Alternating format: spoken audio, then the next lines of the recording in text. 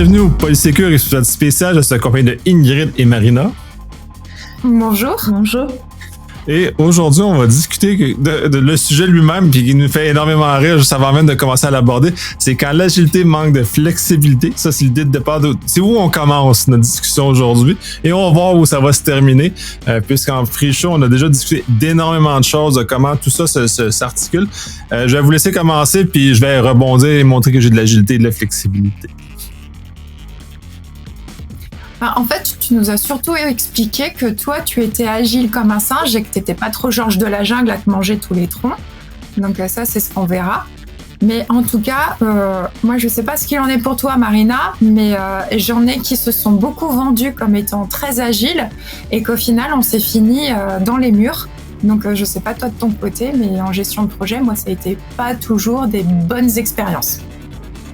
Oui, parce que par rapport à ce flow aussi, par rapport à la représentation de l'agilité. Donc, qu'est-ce qu'être agile en conduite de projet, finalement? Sur quoi se base-t-on? Est-ce qu'il existe des outils, des méthodes où justement être agile signifie être flexible et donc finalement co-construire avec l'équipe et co-fabriquer ses propres méthodes? On en a aussi déjà un peu parlé la dernière fois sur le vocabulaire. Parce que là déjà aussi, qui dit agilité, dit plusieurs compétences, plusieurs métiers, parce qu'il va y avoir le pilote du projet, et puis après il y a ceux qui vont devoir confectionner, concevoir, et puis il y a ceux qui sont les utilisateurs finaux, ceux pour qui on travaille, ceux pour qui on va réfléchir le changement, parce qu'en fait c'est du changement à chaque fois. Hein.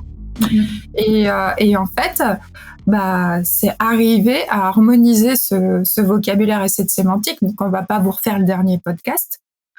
Ça, on vous invite à aller l'écouter. Mais en tout cas, moi, du constat du dernier podcast, on disait que le vocabulaire qui n'était pas... On ne parlait pas de la même chose avec les mêmes mots, qui crée de l'incertitude dans les organisations, mais ça a été toujours sur de la conduite de projet ou sous prétexte qu'ils étaient agiles, mais ils me parlent de l'agilité comme ils me parlent du RGPD.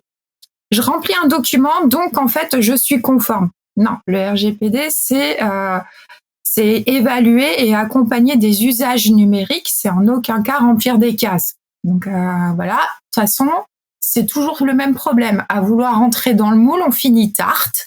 Donc moi, être une quiche, c'est pas mon délire. Donc de toute façon, à un moment donné, il faut nous laisser notre libre arbitre et puis il faut que ce soit le reflet du besoin réel. Et le changement ne marchera que s'il est adapté à l'organisation et à ses acteurs. Ouais, mais fondamentalement, l'agilité n'est pas un modèle rigide et dans ce cas-là qui permet justement d'avancer puis qui permet de rassembler les gens autour d'une idée.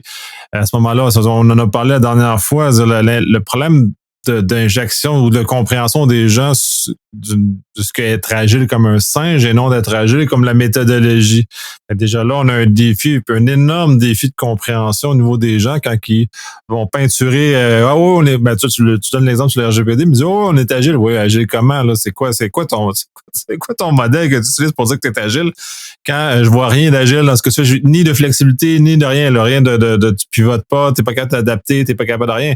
Fait que là, déjà là, il y a un refus même, avant même d'adhérer à une méthodologie de travail, qui est agilité dans ce cas-ci, ou lean dans certains égards. Même le changement de méthodologie de travail n'est pas accepté. Fait que là, on a un problème de rigidité très, très, très important. Là. En plus, l'agilité, au-delà d'une méthodologie, c'est un état d'esprit, c'est une philosophie. Et pour accompagner le changement, pour arriver au résultat, pour quelque chose.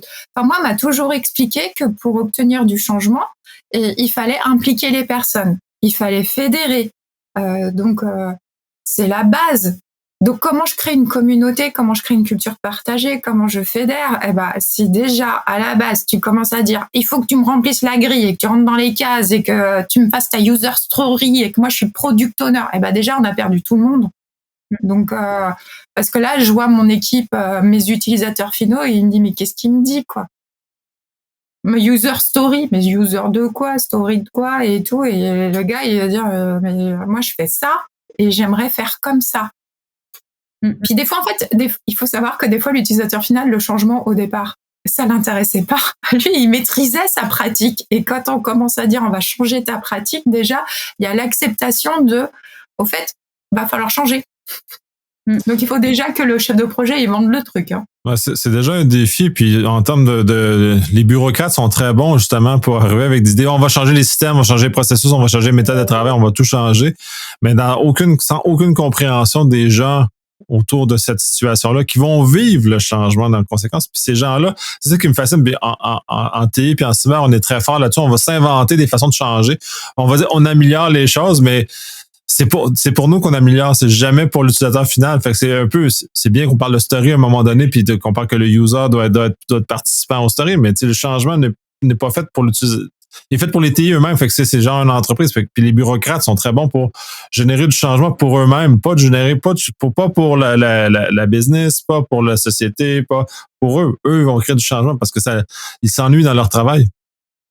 La pépite, c'est quand en fait l'agilité te crée du un-user, la stratégie de contournement de l'utilisateur final. Parce que des fois, ils laissent le délire du développeur et c'est tellement déconnecté de leur réalité et que de leur pratique professionnelle qu'à la fin, non, là, c'est même plus du changement. C'est que là, c'est autre chose. C'est pas un accompagnement dans la conduite du changement. D'autant plus que par rapport, en tout cas, à ce concept d'agilité, on parle de méthode. Donc, qui dit méthode suppose en tout cas le cadre, qui est peut-être pas si flexible que ça.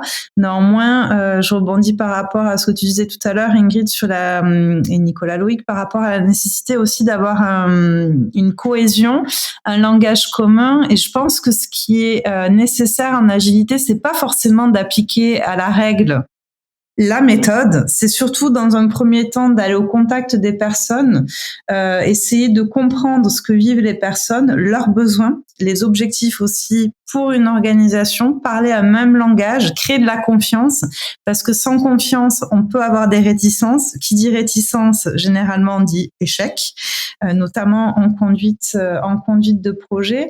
Et je pense aussi que pour être agile, c'est aussi avoir la capacité de s'adapter, d'être réactif, mais réellement réactif par rapport aussi à l'environnement, parce que tout va très vite aujourd'hui. Et je pense pas, mais c'est mon point de vue, qu'en utilisant une méthode figée, on devienne du jour au lendemain plus rapide par rapport à son environnement. Autrement, pour moi, ça serait beaucoup trop simple, selon moi. Je pense que ce sont des mécanismes aussi qui doivent s'apprendre en équipe et on doit apprendre justement ensemble à faire face à l'imprévu et à l'incertitude, mais peut-être aussi en faisant appel non pas à des méthodes et des cadres finalement figés, mais plutôt à l'humain et finalement à nos compétences, à nos capacités cognitives, par exemple. Les méthodes rigides comme ça, puis c'est drôle parce que je viens de lire un ouvrage très intéressant justement sur la gestion de crise. Quand on est trop planifié d'avance, on réduit le champ cognitif ou la capacité des gens à agir de façon utile. Donc, on se limite nous-mêmes dans les choses, donc de ne plus être capable de voir le champ des possibles dans sa totalité, et on le restreint de façon très importante. Puis ce que tu mentionnes, c'est exactement ça. On réduit le spectre cognitif ou la capacité des gens à agir, qu'on parlait de libre arbitre aussi, d'agir dans leur pleine capacité. Ils vont agir selon le processus, ils vont agir selon les règles, ils vont agir selon la méthodologie, et ils vont s'y limiter. En gestion de crise, dans l'ouvrage que j'ai lu, c'était le spectre et les dangers associés à ça. Mais dans la conduite de n'importe quelle autre activité, c'est aussi problématique parce qu'on retire la capacité de chaque individu à contribuer à la hauteur de sa capacité de contribution réelle et on le limite à une seule case à cocher. Et lui, on a un product owner, on coche la case, félicitations, mais lui ne comprend absolument rien de ce qu'il fait et devient un être rigide dans un processus et ensuite il va s'approprier. Comme toute belle bureaucratie, il va s'inventer une rigidité. Là, au moment de l'enregistrement, j'ai vécu ce qui était hier, un moment d'énorme rigidité de processus et ça m'a fasciné à quel point certaines gens sont très, très rigides et ne sont pas capables de sortir du petit spectre de ce qu'on leur a donné. Donc, effectivement, ça l'amène, même si on se dit agile, la flexibilité, elle est fondamentale et puis même être en dehors du modèle agile dans ce cas-ci, là, mais aller, si on se base sur le manifeste agile, parce que c'est ça, tout ça est parti du manifeste qui a été énoncé et qui en a découlé une méthodologie structurée. Mais la structure ne doit pas remplacer l'intelligence ou le manifeste initial de l'agilité, là. Et justement, en fait, dans la continuité, tu nous disais que, enfin, déjà sur la culture partagée, pour moi, il y a bien la connaissance des outils. Pourquoi? Parce que si je veux être force de proposition et si je veux que mes utilisateurs finaux expriment leurs besoins, il faut qu'ils comprennent ce que j'attends comme information. Et des fois, moi, je me retrouve avec des prestataires ou celui qui doit concevoir qui me dit ah bah oui, mais vous avez fait évoluer le besoin. Non, moi, l'effet à obtenir a toujours été le même. Par contre, c'est toi qui n'avais pas compris. Puis maintenant que tu te rends compte que tu t'es planté dans ta compréhension du problème et du besoin, tu viens me dire qu'il faut que je paye plus cher. Bah non, ça s'appelle la gestion du risque et c'est pour ta pomme. Dommage. Bon, ça, c'est le juriste un peu psychorigide, mais des fois, il faut un peu reprendre les clauses du contrat et rappeler les règles du jeu. C'est pas parce qu'ils maîtrisent pas la méthode, parce que là, on en revient aussi encore à la question de j'ai rempli les cases, mais est-ce que je les ai remplis correctement? Et comme en fait les documents sont rédigés par l'expert et donc en général par le prestataire, la problématique c'est que comme il dit pas ce qu'il attend, parce que lui il questionne, mais il n'interroge pas sur la compréhension du questionnement. Enfin, de la réponse de l'utilisateur final. Mais l'utilisateur final, il dit déjà, j'ai même pas compris la question qu'il m'a posée parce que je comprends rien à ce qu'il me dit.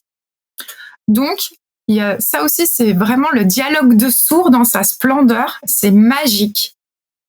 Et en fait, le seul moyen que j'ai trouvé pour avoir une démarche de progrès, c'est de dire à mon prestataire, bah, désolé, t'as merdé. En fait, t'as merdé, c'est toi l'expert, c'est toi qui sais ce dont t'as besoin pour travailler.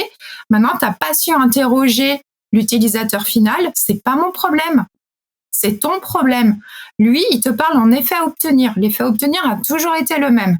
Maintenant, tu t'es pas interrogé sur son usage, parce que c'était par rapport à un usage. Et comme tu t'interroges pas et que tu pars du principe que tu as tout compris, que tu as rempli les cases, oui, mais tu les as remplies comme un pied. Donc, à un moment donné, tu auras forcément un résultat merdique parce que ta donnée, elle est tronquée. Elle est biaisée parce qu'elle est biaisée par ta représentation et qui n'était pas la bonne. Mais c'est la gestion du risque et ça aussi dans les documents qu'on a sur la gestion du risque dans la méthode agile, on intègre cette question du risque. À chaque fois, c'est drôle, mais la question de la bonne compréhension du besoin, c'est jamais vu dans le développeur débile qui a pas cherché à comprendre et qui est parti en sachant et que c'est forcément l'utilisateur final qui est un abruti. Non, l'utilisateur final, lui, il sait ce qu'il a à faire, il sait ce dont il a besoin. Maintenant, c'est toi qui n'as pas su tirer les informations dont tu avais besoin dans ton métier, mais parce qu'il connaît pas ton métier. Et donc, cette culture partagée qui prend du temps, certes, au départ, toute cette période, en fait, on fait connaissance et tout, mais bon, merde, on couche pas le premier soir. On commence par s'apprivoiser. Il y a tout un truc et tout de séduction et de rapprochement pour savoir si on peut s'entendre.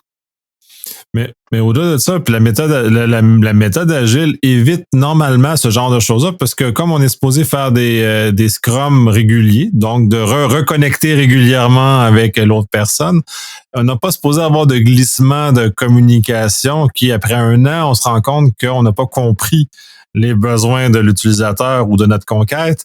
Et on est supposé avoir au moins à toutes les semaines, 3 semaines, dépendant des fréquences choisies, revalider qu'on est à la même place, que la compréhension mutuelle est toujours la même et elle va évoluer au gré de ça et non. Donc, ce que tu mentionnes, c'est vraiment d'une rigidité qui n'est pas agile, c'est fait de façon monumentale. Oui, mais il y a peut-être aussi parce que le gars, il se prend déjà pour un cador et qu'à partir du moment où si lui-même ne se remet pas en cause, on va pas avancer sur le problème parce que qui dit agilité dit aussi l'acceptation de se remettre en cause par rapport à des écarts quand on fait les tests. Et il y en a qui, de toute façon déjà de dire c'est de la faute de l'utilisateur qui s'est mal exprimé, là déjà on sait que ça va être compliqué sur la suite du projet parce qu'on dit il est convaincu d'avoir raison le con, mais en même temps il a pas gagné Danse avec les stars, hein. C'est pas un roi de la danse latine donc l'agilité c'est pas trop ça quoi.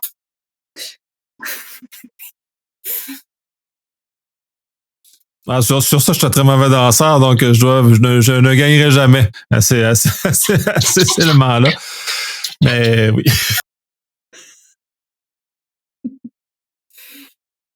Mais oui, quoi. Moi, j'en ai plein qui me vendent des rêves comme quoi c'est des gros champions de l'agilité et que le projet, ça va super bien se passer grâce à eux et qu'en fait, on cultive les emmerdes, les retards, les incréments sont pas livrés ou livrés partiellement. Après, ils te rajoutent des bons de commande et tout. Non, mais sérieux, quoi, t'as envie de distribuer les claques, tu sais, c'est un clic, deux claques. Dès que j'ouvre le mail, je les tarte, quoi. C'est pénible, c'est très pénible. C'est peut-être aussi parce que le fait de présenter en tout cas une méthode qui se veut agile et donc flexible, s'adapter à un contexte aussi et à un besoin, c'est aussi peut-être que ça rassure quelque part dans un premier temps, en tout cas celui qui doit conduire le projet, parce qu'il y a quand même, on l'appelle pas ainsi dans la méthode agile, mais il y a quand même pour moi un directeur de projet, qu'on le veuille ou non. Et je pense que c'est aussi fait pour rassurer. Maintenant, est-ce que c'est la bonne solution ou non? Je sais pas, dans la mesure où, comme tu le dis, des fois, on ne va pas forcément tout prévoir non plus dans ces méthodes-là. Et le fait, en plus, qu'il y ait un cadre et qu'il y ait des cases à cocher, par expérience, mais pas du tout en méthode agile, mais sur d'autres projets, on sait que la contrainte engendre aussi le contournement par les acteurs d'un projet. Et ça, c'est inévitable à chaque fois. Et j'en reviens donc à cette nécessité d'être vraiment à l'écoute aussi du véritable besoin et de ce qu'il est vraiment envisageable de faire. Donc, qu'est-ce qu'il est possible de faire? Qu'est-ce qui est faisable ou non, concrètement, pour mener à... Parce qu'en plus, on rejoint nos travaux de recherche avec l'équipe dont on fait partie avec Marina.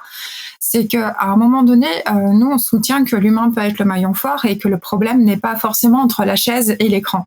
Et qu'à un moment donné, faut bien voir aussi que ces projets qui, sur le départ, sur le papier, l'agilité, c'est placer les individus, enfin, c'est prendre en compte les individus et leurs interactions. Donc, c'est prendre conscience aussi que ce sont des métiers divers et variés et que, dans l'habitude et dans l'organisation, c'est pas des gens forcément qui se côtoient. Donc, c'est là où on va créer une dynamique transversale, une interaction. Enfin, on crée vraiment un groupe, un esprit d'équipe. Donc, il faut créer le lien dans ce groupe et créer la confiance. Là aussi, je rejoins parfaitement Marina. C'est les clés du succès, en fait, pour que l'équipe, elle fonctionne bien. Donc, on va reprendre les bases. Je vais pas vous envoyer faire les écoles de scout ou bien faire du sport co. Mais finalement, c'est des qualités qu'on a aussi dans le sport d'équipe. Ou voilà quoi, à un moment donné, c'est bien aussi un petit peu de reprendre du sens. Donc là aussi, reposer les choses. Et quand on reprend ces problématiques de conception, derrière, on va découvrir des failles techniques de cybersécurité. C'est-à-dire que ces échecs dans la conception, cet échec dans la compréhension, non seulement il va y avoir des stratégies de contournement des utilisateurs par rapport à l'usage parce que ça va pas correspondre vraiment à leurs besoins, donc ils vont devoir s'adapter parce que l'outil va pas être parfait. Mais en plus, c'est que derrière, je peux avoir des problèmes même de fiabilité technique du système qui aura été développé et qui aura été conçu. Et ça, en fait, quand on me parle aujourd'hui de cybersécurité et dans les stratégies d'homologation SSI, la sécurité by design, c'est aussi à un moment donné l'équipe projet et la solidité de l'équipe projet dont il faut tenir compte. Parce qu'à chaque fois que les équipes projet ont merdé, j'ai eu des problèmes au moment de l'homologation parce qu'il y a des vulnérabilités qui sont apparues, autant humaines que techniques. Ouais. Donc, je trouve ça intéressant. Puis c'est parce que là, on parle d'agilité, parce que l'agilité, c'est la diffusion des décisions dans les équipes. C'est cette capacité d'autonomie, un peu comme on voit dans certains contextes militaires aussi, où les unités ont un certain degré d'autonomie par rapport au pouvoir central. Et là, tout le problème, c'est que là, dans plusieurs organisations, ils croient qu'ils ont adopté la méthode agile, donc donner l'autonomie aux équipes de livrer l'objectif. Puis c'est toujours important que l'objectif soit toujours mentionné là-dessus. Puis même ça sur le terrain, on va parler au niveau militaire, les règles d'engagement.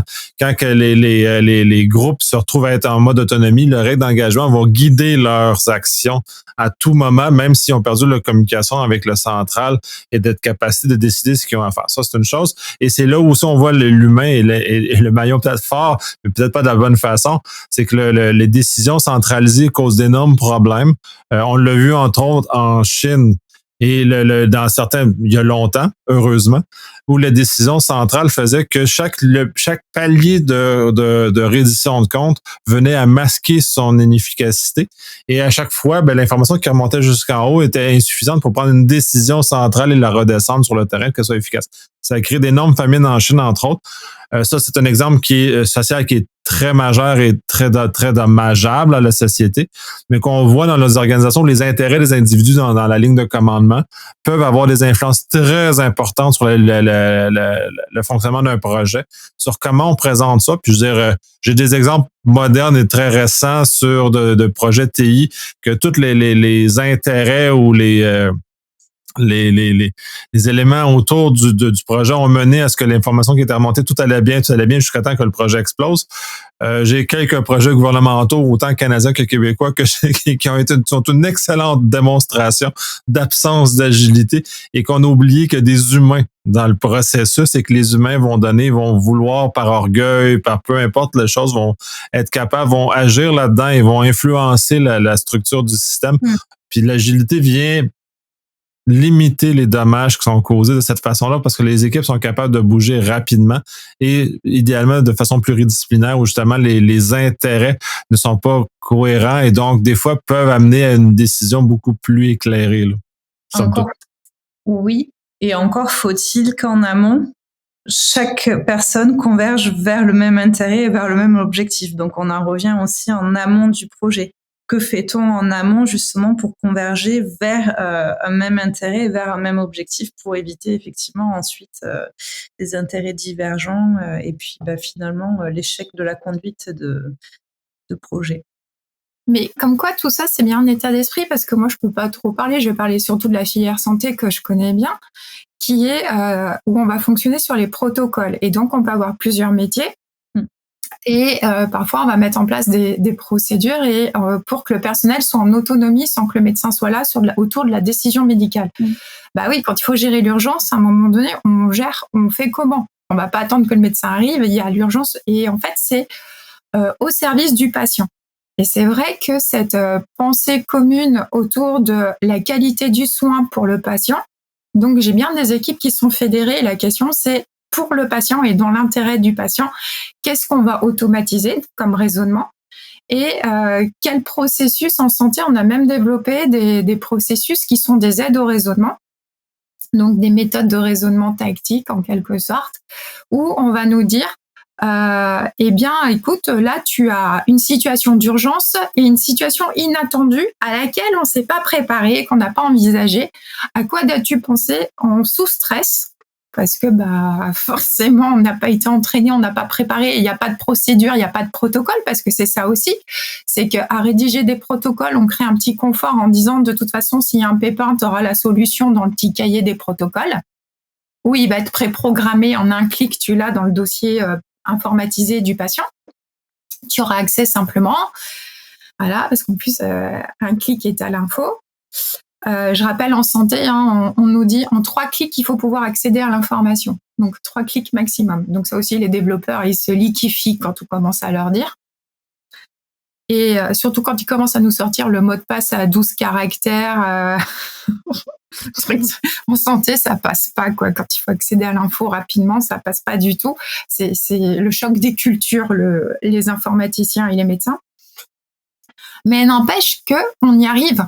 Parce que en même temps, les médecins, mais ça, je l'avais déjà expliqué par le passé, si ça leur convient pas, les ordinateurs volent à travers la pièce, mais pour de vrai. Donc, ça calme tout de suite les ardeurs de ceux qui diraient sur un malentendu, ça peut passer. Non, avec un médecin, sur un malentendu, ça passe pas, même si ils finissent par trouver du consensus et acceptent certaines règles. Mais une chose est certaine, dans ces organisations, on va utiliser la checklist, on va utiliser. Par contre, la remise en cause est naturelle parce que s'il y a eu un incident, il est hors de question que l'incident se reproduise. Donc là aussi, c'est tout de suite qu'il y a un événement, une fiche événement indésirable, c'est pas des événements redoutés chez eux, c'est des événements indésirables. Ça veut dire que ça ne doit pas se reproduire. Et donc, en fait, il y a quand même des processus parce qu'on accepte aussi qu'avec la charge cognitive, avec le stress lié au métier, il y a des procédures d'aide au raisonnement qui sont mises en place, mais qui aident à obtenir le résultat quand j'ai pas la capacité de mobiliser mes ressources cognitives pour réfléchir.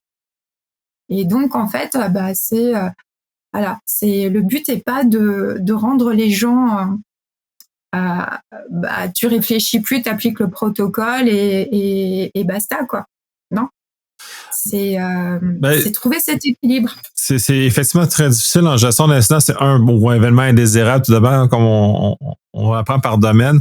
Mais cela étant, effectivement, les checklists ou ces listes de contrôle qu'on a ne doivent pas être justement l'absolu qui doit être mise en place, mais vraiment un aide, j'aime bien ça, l'aide à la décision, des choses comme ça, pour s'assurer en salle d'op, normalement, on devrait avoir les salles d'op qui ont le moins d'erreurs, le moins de problèmes, c'est ceux qui ont des checklists. Mais ce sont des événements qui sont prévisibles. En salle d'op, tu sais ce que tu as besoin. Tu sais que tu dois désinfecter. Tu sais que tu fais ça. Mais il n'y a pas de checklist sur ce qui est fait sur la personne qui est sur le billard, mais c'est vraiment le geste préparatoire à amener là qui va justement réduire que le scalpel se trouve dans le patient après. Une fois que tu l'as refermé, oups, j'ai oublié mon scalpel là-dedans.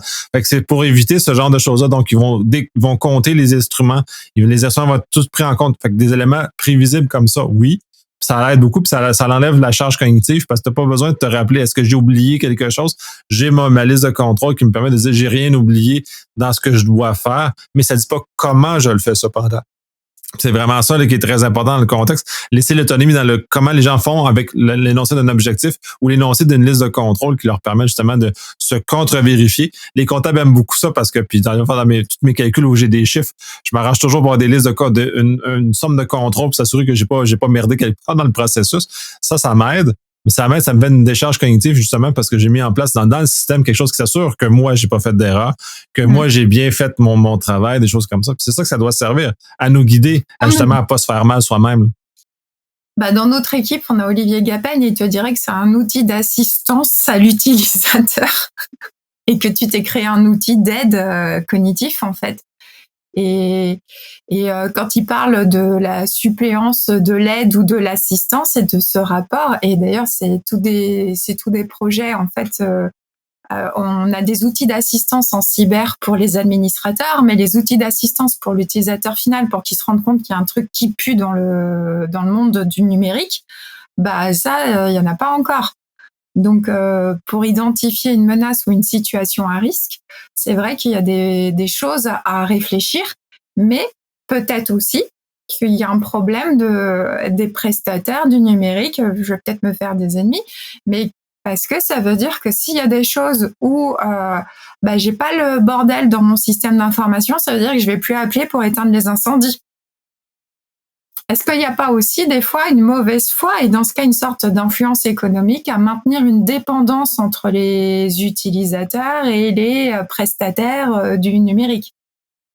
Et donc, moi, je suis plutôt à accompagner vers l'autonomie parce que j'avoue que gérer les crises et gérer les merdes, c'est pas trop mon délire, que je préfère plus travailler sur la prévention pour avoir moins de merde à gérer parce que c'est tellement le bordel que...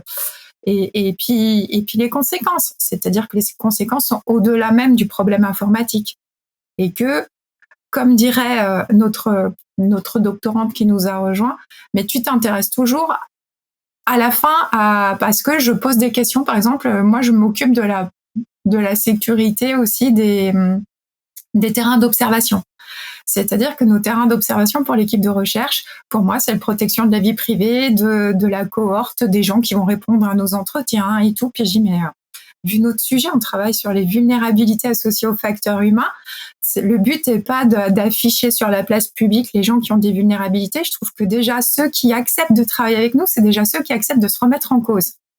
C'est ceux qui veulent aller vers du progrès et c'est ceux qui veulent s'améliorer. Donc, je fais en aucun cas, je veux les afficher et au contraire, je veux développer la confiance pour qu'on trouve de vraies solutions. Oui, je m'inquiète de tout protéger et de faire en sorte que leur identité ou qu'on ne les réidentifie pas, pour moi, c'est c'est aussi mon éthique. C'est-à-dire, j'ai dit, pour moi, c'est inconcevable de mettre en danger quelqu'un qui m'aide. Donc, et c'est pas les oraux. Enfin, je vois pas l'équipe comme étant des oraux pour tout améliorer, comme quoi on est. Non, pour moi, Marina en parle. La confiance, c'est sacré. Bah déjà, c'est la base pour libérer la parole. Alors, c'est sûr que si mon développeur, mon chef de projet, je comprends rien de ce qu'il me dit, je vais pas me sentir en confiance et je vais encore moins libérer la parole. Après, il y a la technique de distribuer des claques. On en parlait avant, mais ça libère pas forcément la bonne parole. Ouais, c'est une mesure de repli, se distribuer des claques, là, mais des fois c'est nécessaire, là, mais c'était mieux d'aller en amont avec justement de guider les gens, les amener autrement. Puis c'est justement, on revient justement pour ceux qui veulent s'améliorer, mais c'est justement ça, les listes de contrôle et le support qu'on est capable de mettre, qu'on le développe nous-mêmes, qu'on soit agile, qu'on développe nos propres listes de contrôle, qu'on développe pour nos propres éléments comme ça, qui justement viennent nous guider, que les infrastructures, que le groupe dans lequel on travaille développe ses propres moyens, justement, pour pas rigides, des moyens qui servent justement à aider le groupe à performer davantage et ne pas tomber dans des pièges. Puis on revient toujours au fait que l'humain est central dans l'ensemble du processus. Si on l'évacue du processus, on fait fausse route. Et comme en cybersécurité, là encore, les facteurs organisationnels et humains sont négligés et on nous les présente le mode agile en version très technocentrée. Alors qu'à la base, l'agilité, c'est complètement les facteurs organisationnels et humains. C'est vraiment en fait une approche facteur humain et organisation. Alors après, à la cerise sur le gâteau, c'est quand ils te disent on va faire du mode agile, comme ça on est en mode start-up. Alors là, c'est les marketeurs. Et en fait, j'ai dit mais qui a dit que les modes start-up, c'était faire du travail dégueulasse? Et surtout de ne rien rédiger. Alors ça aussi, c'est le Graal, le pompon. Bon, ok, pour la juriste, tout ce qui n'est pas écrit n'existe pas. Mais apparemment, il faudrait que je me contente qu'en mode agile, il n'y a rien d'écrit parce qu'on est en mode start-up, tu vois, parce que là, tu manques de souplesse dès lors qu'il faut écrire. Je fais non, si j'écris, c'est que je suis sereine avec ce que j'ai fait et que je suis transparente. Et donc, en fait, c'est la base. Et selon les secteurs, de toute façon, c'est nécessaire. On ne peut pas se passer de ça. C'est pas possible. Selon les enjeux organisationnels, justement. Pour moi, tous ceux qui veulent pas écrire, c'est tous ceux qui manquent de maîtrise et qui manquent de transparence. Donc déjà, pour moi, pour la juriste, ça veut dire méfiance. Ça veut pas dire confiance. Aussi peut-être de responsabilité.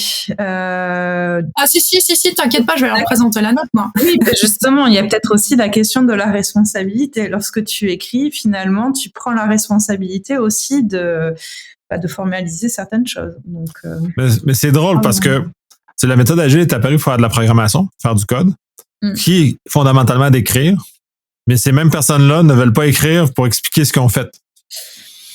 On est dans un contexte de très, très farfelu, à mes yeux, puisque de toute façon, puis normalement, dans du code développé agile, tu inclus à même ton code que tu écris les explications de ce que tu as fait. Donc, il y a comme pas une obligation, mais tant qu'à le faire, la documentation se fait à même le code, comme on fait dans beaucoup de structures. Il y a beaucoup d'éléments maintenant, puis je favorise énormément ça. Au lieu de s'improviser, de faire des choses de façon aléatoire, parce que dans le fond, c'est ça qu'ils veulent. Dans le fond, c'est ça qu'ils veulent. La méthode agile, pour bien des gens, c'est d'agir de façon aléatoire et non structurée. La réalité, la méthode agile, il y a une structure qui a été imposée, puis c'est pas aléatoire ce qu'on fait. On a déjà des objectifs à atteindre et ils sont clairs, ils sont définis. C'est juste la façon de s'y rendre peut s'adapter et donc être agile ou flexible, comme on peut le regarder, pour se rendre. Si on rencontre une embûche, puis d'ailleurs de grands projets de construction routière, il y en a des embûches qui mènent en cours de projet. C'est sûr que des fois, il y a des roches ou des cailloux ou d'énormes choses qui n'avaient pas été prévues ou qui n'avaient été pas connues quand les travaux ont été amorcés ou ont découvert un site historique ou peu importe ce qui arrive dans la construction. Mais la méthode agile, c'est pas de dire on continue de façon on va se reprendre un pas de recul, replanifier. Mais l'objectif, c'est toujours d'atteindre que le chose routier soit faite dans l'objectif. Et ça se peut que le tracé change parce que ce n'est plus possible de le faire de cette façon-là. Mais il y a des raisons et des explications. Mais le comment se fait, donc, c'est de vraiment correctement définir l'objectif associé. Puis je pense que même ça, les gens ne maîtrisent pas l'objectif associé. On perd le sens. C'est-à-dire que déjà, se questionner sur à quoi doit servir le projet, c'est la base. Oui, mais justement, à cette question, des fois, tu as des équipes projets. En tout cas, toutes les personnes de l'équipe ne sauront répondront peut-être quelque chose, mais pas la même chose. Aussi. Oui, mais c'est là où après on ajuste et on aligne les planètes. Oui, et là, on fait face à de l'humain. Justement, on en revient à la question de la compréhension, de la confiance, parce qu'après, dans les équipes projets, on peut être aussi amené à être confronté à des personnes qui ont leur vision aussi des choses et qui vont avoir un petit peu plus de réticence aussi à adopter certains outils et certaines méthodes. Donc, c'est là où ça peut aussi se complexifier. Donc, j'en reviens à chaque fois à redéfinir les choses vraiment en amont et à considérer aussi des personnes qui pourraient être réticentes à certains outils et à certaines méthodes, parce que si ces personnes ne sont pas d'entrée de jeu impliquées, on parlait d'influence tout à l'heure, de changement. Généralement, c'est un échec en matière de conduite de projet. Et j'ai entendu quelquefois, justement, en conduite de projet et en agilité, le fait de ne pas considérer, dans un premier temps, les personnes réticentes pour, justement, amener vers un changement et pour pouvoir procéder à de l'expérimentation, par exemple, d'outils de méthode. Mais on ne peut pas changer les fondements, en tout cas la base d'une organisation, si on n'implique pas tout le monde. On ne peut pas fonctionner que par équipe projet au sein d'une organisation. C'est pas possible. À un moment donné, il n'y aura pas de changement global. Après, de là de dire qu'il faut mettre les délégués syndicaux dans le projet. J'ai pas dit ça, non, surtout pas. J'ai pas dit ça. Bah non, tout le monde, des fois, il faut. Non, parce que l'opposant par principe, ouais. Mais il y en a toujours un, cela dit. Mais c'est important. C'est bien d'identifier aussi le type de profil qu'on peut avoir justement sur certains projets pour pouvoir après s'adapter en tant que chef de projet ou product owner ou ce qu'on veut, justement à ce type de profil aussi. Je pense que ça peut être bien et en considérant que tout le monde ne va peut-être pas adhérer justement à la même méthode et aux mêmes outils d'entrée de jeu juste parce qu'on nous a dit qu'il fallait faire comme ça là aujourd'hui telle méthode. Bah, tout le monde n'a pas déjà le même mode de fonctionnement cérébral, donc déjà à la base. En plus. C'est très difficile, très difficile. Puis de toute façon, puis moi, la question que j'aime bien poser généralement, c'est pourquoi je fais ce que je fais. C'est de reposer aux gens pourquoi tu fais ce que tu fais. Puis généralement là, tu perds tous tes développeurs. Il n'y a plus de développeurs après. Ouais, mais c'est une question qui est intéressante parce qu'elle peut faire aussi le lien avec finalement les valeurs. Donc, quelles sont tes valeurs et quelles sont les valeurs auxquelles tu adhères aussi au sein du collectif et avec le collectif. Donc, c'est Mais justement, la question du sens, quand on le disait aussi, ça peut aussi reporter la légitimité. C'est-à-dire, est-ce que c'est le bon moment pour ce projet ? Parce que si on voit qu'il y a trop de réticence et tout, c'est qu'à un moment donné, c'est aussi savoir reprioriser. Bien sûr. Parce que peut-être que dans les freins, c'est que dans les priorités des services, il y a peut-être d'autres choses. Bien sûr. Et ça aussi, des fois, au niveau de la gouvernance, la question du truc tendance, bankable, marketeux et tout, c'est-à-dire que si c'est pas au profit d'abord de mes collaborateurs, mais de mes clients, j'ai intérêt à bien faire comprendre que c'est par rapport aux clients de l'organisation et pas des collaborateurs que le projet va avoir lieu. Parce que si les collaborateurs ils sont en attente depuis un certain temps que ça s'améliore pour eux et qu'on leur dit non, je fais encore vis-à-vis de l'extérieur, le problème c'est qu'à un moment donné, c'est même mes ressources internes que je vais perdre.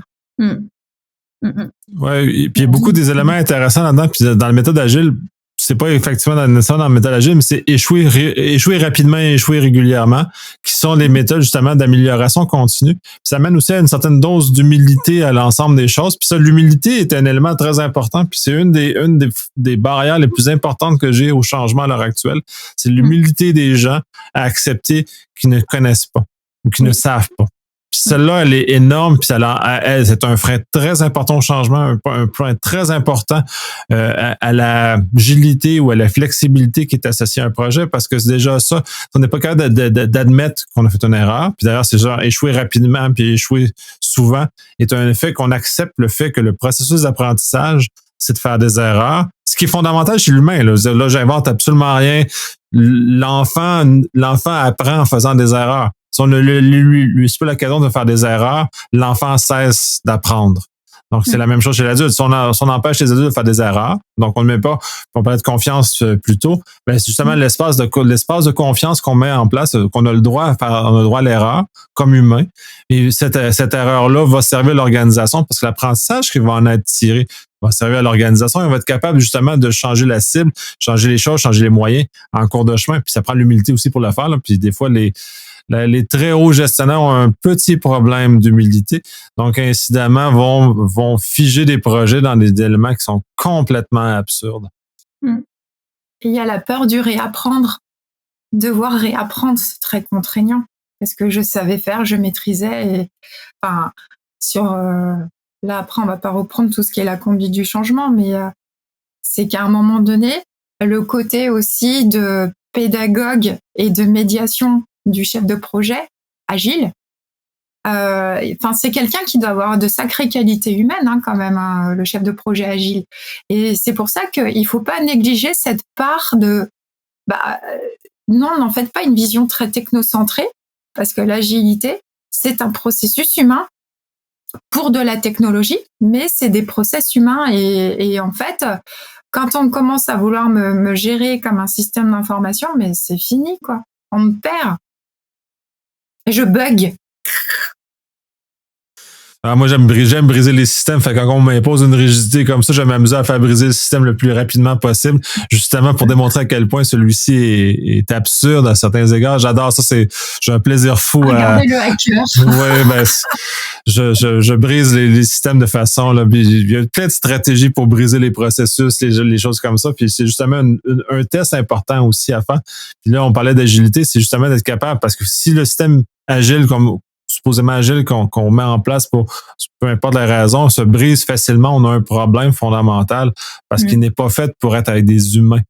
Il n'est pas capable de gérer le fait qu'on ait des bonnes, mauvaises journées, qu'on a des émotions, qu'on a des intérêts cachés, qu'on a des fois, on a des objectifs cachés qui sont dans l'intérieur de ça, qu'on n'est pas capable de comprendre l'ensemble de comment fonctionne un groupe organisé d'humains.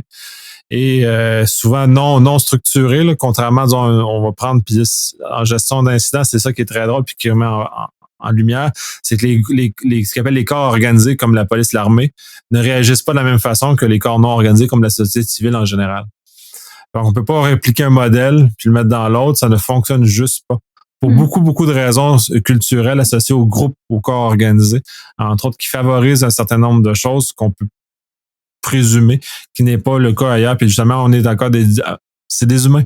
On est des humains, puis si on n'est pas capable de comprendre qu'on fonctionne dans un environnement d'humains, ça mène à l'échec. On en revient à la culture partagée. C'est pareil, tu me mets avec des influenceuses, je suis paumée, hein. Je comprends rien. C'est fini. Je suis jusqu'à ce que vous adoptiez un langage commun, peut-être.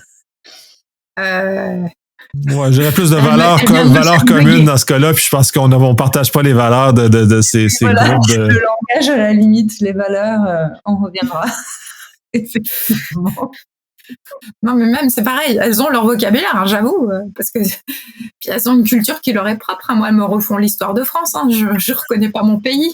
C'est terrible. Ouais, mais c'est universel. J'ai eu des influenceuses même dans le pays que j'ai visité la semaine dernière. Donc, des cas de tout à fait fascinants de ça. Fait que c'est universel, même s'ils partagent pas la même langue. Mais bon, après, c'est... Mais en tout cas, une chose est certaine, c'est que même si, en fait, je dirais pas qu'on peut reproduire exactement la même chose, mais quand on veut conduire le changement, il y a des questions à se poser. Et comme l'humain reste humain, c'est-à-dire qu'il y a des spécifications techniques de l'humain à tenir compte, et qu'en fait, la grille de lecture pour amener du changement et pour amener, oui, du management, tout ce qui est lié au leadership, finalement, c'est des qualités, quel que soit le secteur d'activité ou le domaine qu'on regarde, que ce soit même dans le non professionnel, mais dans le personnel. Le leadership, c'est aussi par rapport à notre environnement familial. Donc, c'est des qualités humaines. Et en fait, à un moment donné, c'est d'arriver à identifier les différents profils et après à savoir communiquer avec ces différents profils.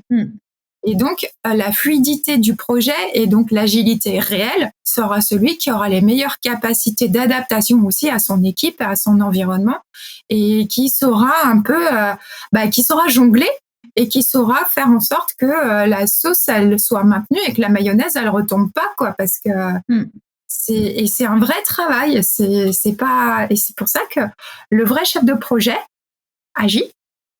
C'est pas n'importe qui. Et par contre, on a une sacrée bande de pinoufs qui se disent experts parce qu'ils vont utiliser plein de mots.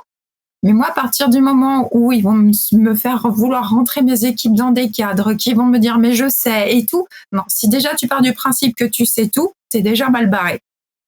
Je parlais de l'humilité. L'humilité est justement sur le fait que tu ne connais pas tout et tu le sais que tu ne connais pas tout et tu l'admets que tu ne connais pas tout. Et ça, au niveau de l'agilité, c'est fondamental parce que si ça, c'est pas présent, on va nécessairement rater les activités agiles parce qu'il faut être capable d'aller dans cette direction-là. Si on est incapable d'y aller, on va justement faire... on s'en va vers l'échec de toute façon quand on n'est pas dans ce contexte-là. Et puis il pourra s'enrichir de ses expériences et de différents univers qu'il aura rencontrés. Parce qu'autour des projets, de toute façon, on va répliquer une méthode de raisonnement, mais en aucun cas on va reproduire exactement la même chose, puisque c'est des projets différents et des acteurs différents. Mais c'est un enrichissement sur nos capacités à mieux réagir, à mieux fédérer, à un moment donné, il va se bonifier, il va faire comme le vin.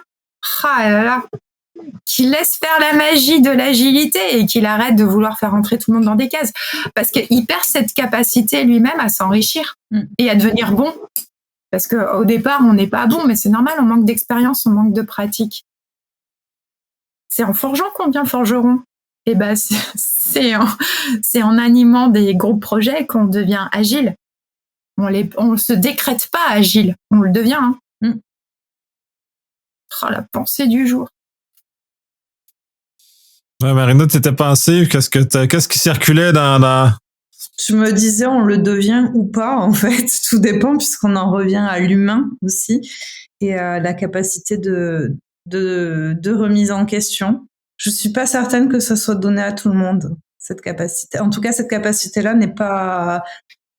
Après, ça s'appelle...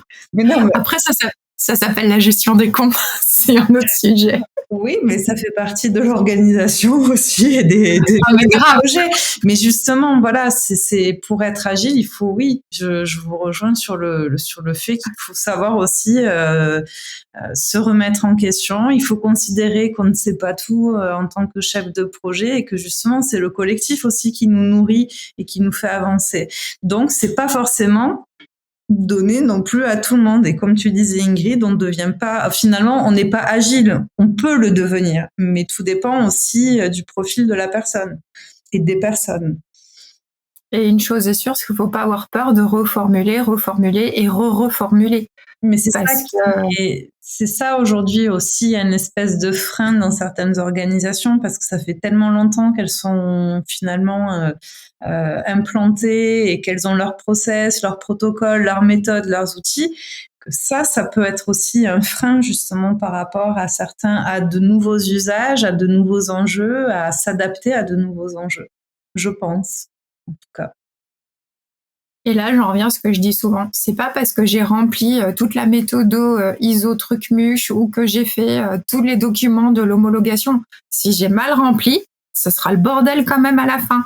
Comme disait Nicolas Loïc, l'intelligence, faut pas la mettre de côté, quoi. À un moment donné, il s'agit le cadre, je l'utilise à bon escient et correctement.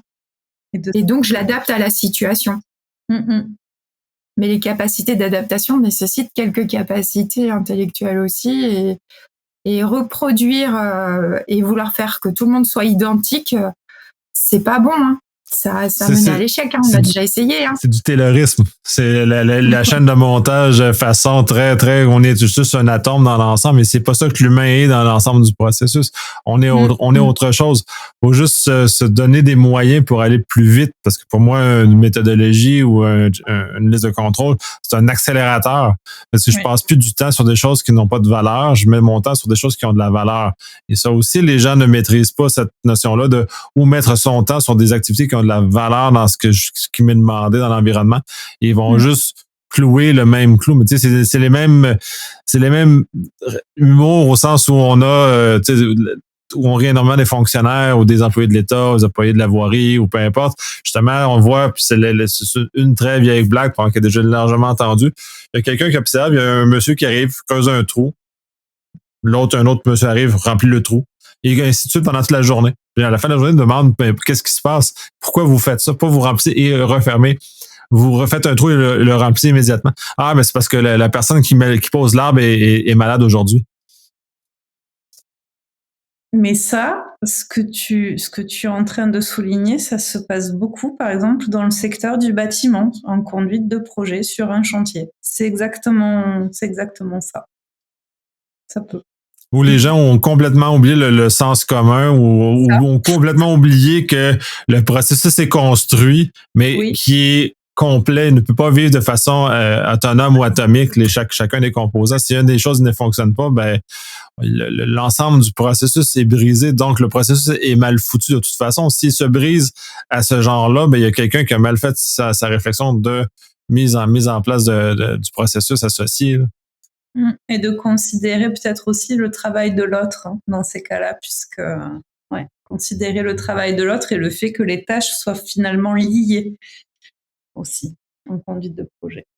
Mais dans ce cas, après, on va voir aussi que la problématique, parce que tout ce que nous décrivons depuis tout à l'heure, ça veut dire un gros temps de réflexion à la conception, à la phase initiale, en fait, dès le départ, pour que finalement on se comprenne tous. Oui.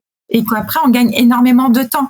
Parce que c'est vrai que si je partage les outils et que je partage la connaissance de la méthode, forcément, mes utilisateurs finaux vont même pouvoir être force de proposition. J'ai plus besoin de leur tirer les verres du nez. Ce sera beaucoup plus fluide parce qu'on va prendre aussi des habitudes de compréhension. Et comme on aura ajusté assez rapidement, il n'y aura pas de trop gros dégâts et trop gros écarts à corriger.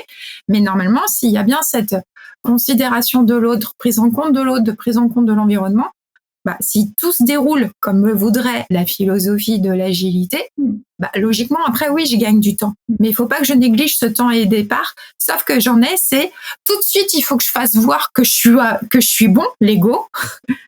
Mon estime de moi-même. Et il faut que je parte au résultat, quitte à aller, en fait, oui, au début, tu vas nous faire un peu d'esbrouf parce que comme on sait pas encore trop bien ce qui va ressortir, oui, au début, tu peux faire illusion. Mais quand on arrive à la fin des premiers incréments, le premier, on commence à dire, tiens, c'est bizarre, il y a des trucs, mais bon, c'est le premier, arrive le deuxième, et au troisième, ça cartonne, et le projet peut même être stoppé. Et c'est là où... c'est là où la remise en cause est compliquée. Entre autres, il faut que le système ou le processus prévoit l'échec. Mais pas prévoir tous les types d'échecs qu'il peut y avoir, mais prévoir une façon de gérer l'échec, d'accueillir l'échec. Pas gérer, mais vraiment accueillir l'échec dans soit l'itération, peu importe dans la structure. Là. Et ça, dans le RACI, ils le mettent jamais. C'est comme le risque de leur incompréhension, c'est un risque qui est jamais abordé. Et pourtant, qui est tellement réel et qui est tellement lié aussi à la vie des projets. C'est normal. Le pire, c'est que faut pas qu'ils culpabilisent, c'est que c'était normal au départ d'avoir des écarts. Ouais, c'est pas des erreurs. C'est l'absence de tolérance à toute déviation de la planification initiale. Et d'ailleurs, c'est même le problème d'une planification trop rigide. C'est qu'on ne lui permet pas d'évoluer et de suivre le terrain. Encore là, elle n'est pas agile. Elle manque de flexibilité. Fait que cette planification-là ne doit faire que des jalons très méchant. C'est ça, on n'est pas dans le comment. C'est ça, on revient toujours, c'est pas dans le comment, c'est pourquoi on fait les choses, c'est quoi les objectifs, des choses comme ça. Mais le comment, on le laisse aux équipes en itération, puis on adapte en conséquence, mais toujours avec l'objectif. C'est-à-dire, on a des exemples qui font fonctionner. Google développe en agilité et ce qui leur permet justement une très grande vitesse de changement dans les produits qu'ils offrent. parce qu'ils sont capables de faire ça, mais l'objectif demeure toujours en vue. Fait qu'ils sont pas là parce qu'ils documentent pas, ils sont là puis ils réussissent leur modèle parce que ils adhèrent au modèle et ils en tirent le plus grand bénéfice. C'est sûr que rendu à la grosseur de Google, tu peux imposer ton modèle aux employés qui rentrent. Ça, c'est une chose.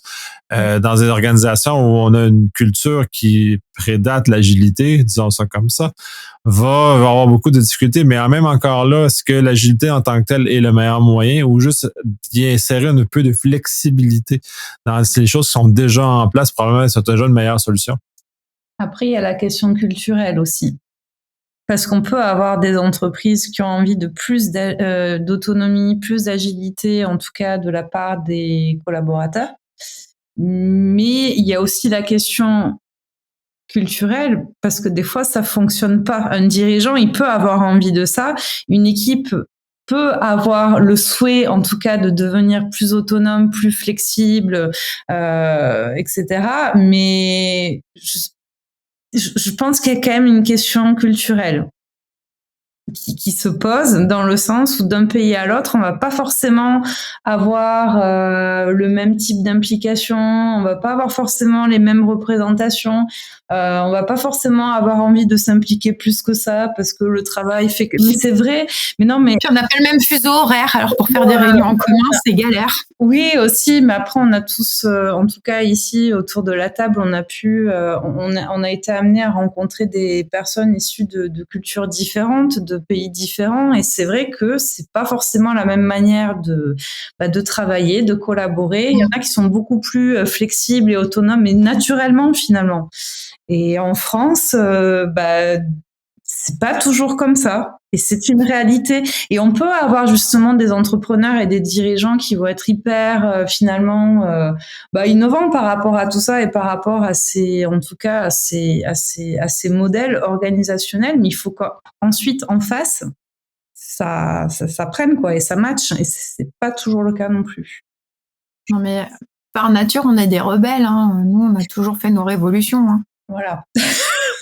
Nous, c'est culturel, hein. Mais c'est pour ça que je pense que c'est intéressant de considérer aussi cette question-là, la question culturelle. Oui, t'as vu comment j'ai pensé aux cégétistes? Oui. Ah, c'est culturel, hein, chez nous, hein. On a notre lot comme ça de rebelles qui est contre tout. Très français.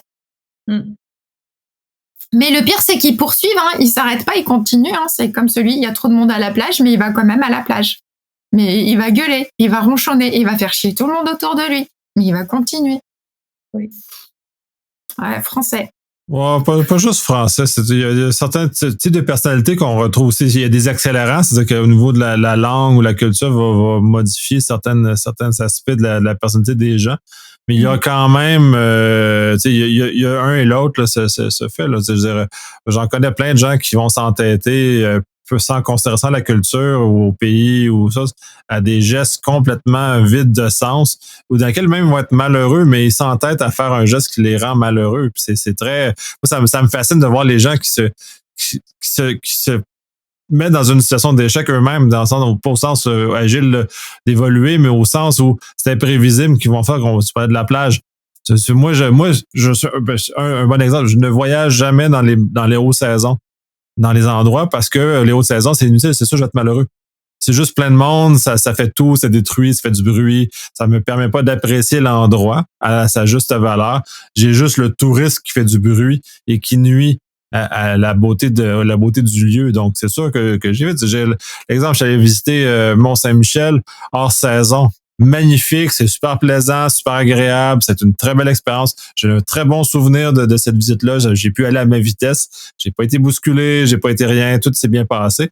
Peut-être les restaurateurs étaient un peu plus... ça c'est une autre histoire. Ça c'est culturel, mais parce qu'ils étaient fâchés pour d'autres raisons. Justement pour la manque d'achalandage. Mais moi, mon expérience a été heureuse. Mais je me suis pas mis dans une situation dans laquelle j'aurais été malheureux parce que j'aime pas voyager quand il y a surabondance. J'aime pas me battre pour avoir mon espace sur la plage. J'aime pas me battre pour accéder aux choses. J'aime ça avoir le plaisir de pouvoir savourer, mais ça, c'est ma personnalité, c'est ma capacité, mon adaptation à faire ça. Mais je connais des Québécois, des Français, des Italiens, des Américains, des Canadiens anglais. Ils vont se mettre à la plage et vont se battre pour l'espace minuscule qui est impossible à avoir. Oh, t'inquiète pas, les Italiens, ils se mettent chacun de leur côté de la plage et ils se parlent entre eux, donc ils font chier tout le monde. Les plages privées avec les transats en Italie, ils se disputent le transat. Bon, ben on a fait un bon tour d'horizon de cette flexibilité ou cette absence de flexibilité que nous avons. Fait que, est-ce que vous avez une dernière chose à rajouter avant qu'on conclue, juste à part rire? Bon, à part qu'on a besoin de vacances, parce que pour qu'on ait fini tout ça à la plage, parlant d'agilité, c'est mal barré. Mais non, en fait, là, techniquement, j'étais à la plage la semaine dernière. Puis pour mes semblables québécois qui étaient à moins 40 température présente, j'ai emmerdé bien des gens. Non, moi ça va, je suis contente pour toi. Mais en tout cas, moi, j'en reviendrai toujours, mais ça va être, tu vas dire que c'est toujours le même dada et le même leitmotiv, c'est les facteurs humains. Arrêtons les visions trop technocentrées. N'oublions pas que c'est la technologie au service de l'humain et que l'humain est au cœur et que dès lors qu'on l'occulte, on va dans le mur. Effectivement, mais de toute façon, c'est sûr qu'on revient toujours essentiellement dans les mêmes choses, mais c'est toujours l'angle dans lequel on l'aborde, on déconstruit la situation qui permet justement d'améliorer l'état de l'art et justement d'aider à déconstruire et reconstruire mieux les éléments dans lesquels on vit, dans les éléments sociaux dans lesquels on collabore. Ça, je vous remercie, ça a été encore très agréable. On a encore largement brassé ce sujet. J'espère qu'on y fera pas trop mal et il ne s'enfuira pas. Merci. Merci.